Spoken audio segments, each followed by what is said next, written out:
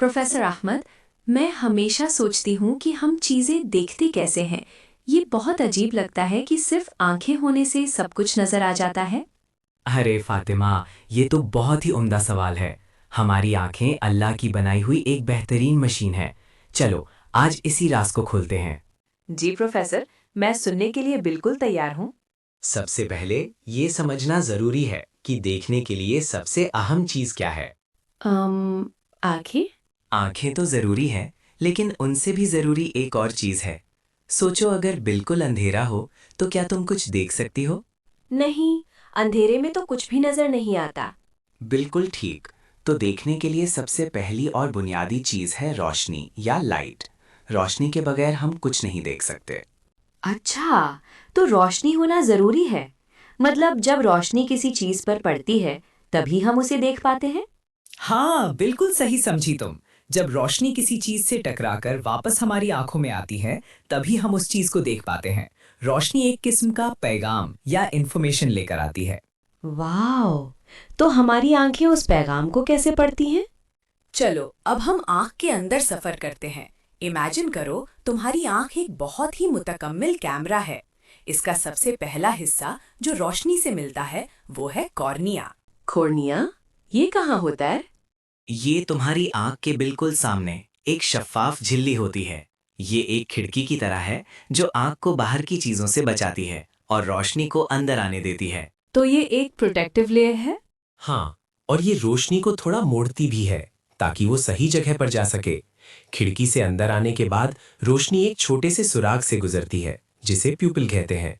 वो जो आंख के बीच में काला दाग होता है, वो? बिल्कुल, वो काला हिस्सा दरअसल एक सुराग है।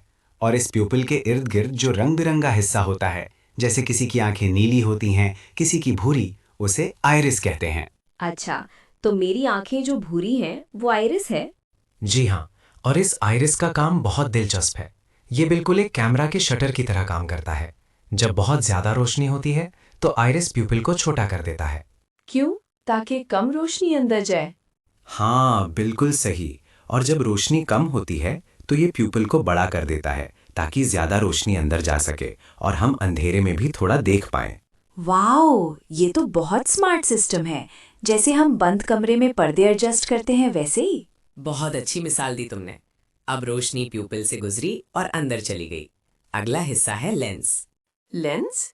क्या ये भी कैमरा के लेंस जैसा होते हैं? हाँ, ये बिल्कुल वैसा ही है। कॉर्निया ने रोशनी को थोड़ा मोड़ा था। अब लेंस का काम है रोशनी को बिल्कुल सही तरह से मोड़कर आंख के पिछले हिस्से में एक जगह पर फोकस करना। फोकस करना? मतलब साफ दिखाई देने के लिए? जी हाँ, जिस तरह एक मैग्नीफाइंग ग्लास रोशनी को एक नुक्ते पर जमा करता है, हमारा लेंस भी बिल्कुल वैसा ही करता है।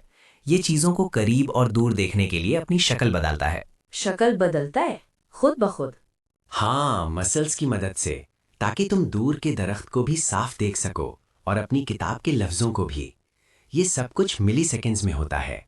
सुभान अल्लाह! ये तो बहुत ही हैरत अंगेज है। बिल्कुल। अब रोशनी लेंस से गुजरी और आंख के बिल्कुल पिछले हिस्से में पहुंची। इस हिस्से को रेटिना कहते हैं। रेटिना? ये क्या है? रेटिना तुम्हारी आंख का स्क्रीन है। जैसे सिनेमा हॉल में पर्दे पर तस्वीर नजर आती है या कैमरा में फिल्म या सेंसर होता है, वैसे ही रेटिना पर तस्वीर बनती है। तो रोशनी सीधी रेटिना पर जाती है? जी हाँ, और इस रेटिना में लाखों की तादाद में छोटे छोटे लाइट सेंसिटिव सेल्स होते हैं। इन्हें फोटो रिसेप्टर्स कहते हैं। ये दो किस्म के होते हैं, रॉड्स और कोन्स। रॉड्स और कोन्स? ये क्या करके? बहुत अच्छा सवाल। रॉड्स वो सेल्स हैं जो कम रोशनी में देखने में मदद करते हैं। इसी वजह से हम अंधेरे या रोशनी कम होने पर भी चीजें देख पाते हैं, लेकिन ज्यादातर सियाह और सफेद यानी ब्लैक एंड व्हाइट में। तो जब रात होती है, हम चीजें इतनी रंगीन नहीं देख पाते। वो रॉड्स की वजह से है? बिल्कुल सही। रॉड्स कम रोशनी में बहुत अच्छी तरह काम करते हैं, लेकिन रंगों को पहचान नहीं सकते। अब आते हैं कोन्स पर। और कोन्स क्या करते हैं? कोन्स वो सेल्स हैं जो ज्यादा रोशनी में काम करते हैं और हमें रंग देखने में मदद करते हैं। लाल, नीला, पीला, ये सब कोन्स की वजह से ही दिखते हैं। तो हर दिन के वक्त जब हम रंग बिरंगी दुनिया देखते हैं, वो कोन्स की वजह से है। शाबाश! कोन्स बहुत डिटेल और रंगों को पहचानने में माहिर होते हैं। इसीलिए अगर रोशनी कम हो तो कोन्स ठीक से काम नहीं कर पाते और हमें रंग साफ नहीं आते। तो रॉड्स और हेयर के चैंपियन हैं और कोन्स रोशनी और रंगों के चैंपियन। बहुत खूब, तुमने बिल्कुल सही समझा। अब ये रॉड्स और कोन्स जब इन पर रोशनी पड़ती है तो ये इलेक्ट्रिकल सिग्नल्स पैदा करते हैं। Electrical signals? मतलब बिजली के झटके जैसा कुछ? नहीं, झटके नहीं। ये बहुत छोटे छोटे केमिकल और इलेक्ट्रिकल इम्पल्सेस होते हैं। जैसे कंप्यूटर में डेटा सिग्नल्स की शक्ल में ट्रैवल करता है, बिल्कुल वैसे ही। अच्छा, तो ये सिग्नल्स कहाँ जाते हैं? ये सारे सिग्नल्स एक खास नर्व के जरिए हमारे दिमाग तक पहुंचते हैं। इस नर्व को ऑप्टिक नर्व कहते हैं। Optic nerve? क्या ये एक तार की तरह है? हाँ, तुम इसे एक हाई स्पीड इंटरनेट केबल समझ सकती हो जो आंख से दिमाग तक इंफॉर्मेशन लेकर जाती है। ये रेटिना से सारे सिग्नल्स जमा करता है और दिमाग के विजुअल कॉर्टेक्स तक पहुंचाता है। तो असली तस्वीर दिमाग में बनती ले? बिल्कुल, हमारी आंखें सिर्फ रोशनी जमा करती हैं और उसे सिग्नल्स बनाती हैं। असल में जो हम देखते हैं वो हमारा दिमाग उन सिग्नल्स को प्रोसेस करके एक तस्वीर में बदलता है। ये तो बहुत अजीब बात है। मैं सोचती थी कि आंखें ही देखती हैं, लेकिन असल में दिमाग देखता है ना कमाल की बात? दिमाग इन सिग्नल्स को इंटरप्रेट करता है, उन्हें समझता है और फिर हमें बताता है कि हम क्या देख रहे हैं। ये कलर, शेप, मूवमेंट सब दिमाग ही प्रोसेस करता है। तो अगर दिमाग ना हो तो आंखें होने के बावजूद हम कुछ नहीं देख पाएंगे? ठीक कहा तुमने। दिमाग के बिना आंखें बेकार हैं। ये दोनों मिलकर काम करते हैं, एक परफेक्ट टीम की तरह। सुभान अल्लाह, अल्लाह ने इंसान को क्या बेहतरीन तरीके से बनाया है। इतना कॉम्प्लिकेटेड सिस्टम इतनी आसानी से काम करता है। अल्हम्दुलिल्लाह, यही तो अल्लाह की कुदरत है। तो अब तुम समझ गई रोशनी कैसे तुम्हारी आंख में दाखिल होती है।